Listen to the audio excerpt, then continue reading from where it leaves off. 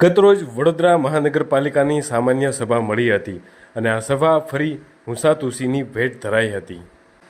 વડોદરાના લોકોના પ્રશ્નો અને સમસ્યાના ઉકેલ માટે મળતી સામાન્ય સભામાં વાદ વિવાદ વધુ રહે છે.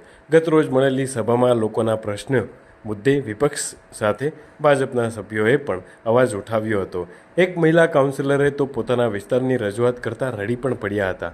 બીજી તરફ પાલિકાની સામાન્ય સભાનો કોંગ્રેસે વોકઆઉટ કરી અને વિરોધ કર્યો હતો. ભારતીય જનતા પાર્ટી અને વિપક્ષનો અવાજ દબાવવાની કોશિશ થઈ રહી છે તેવા આક્ષેપો પણ લગાવાઈ રહ્યા છે. ત્યારે આ વચ્ચે ગતરોજ વડોદરા મહાનગરપાલિકાની સામાન્ય સભા મળી તેમાં ભારે ઉહાપોહ થયો હતો. કે જેમને મેયર બનવું હતું, ચેરમેન બનવું હતું, પણ જે નથી બની શક્યા એ લોકો જ ઊભા થઈને આખી સભા ડિસ્ટર્બ કરી રહ્યા છે. કારણ કે એમની જે મનમાં હતી એ મનમાં રહી ગઈ છે.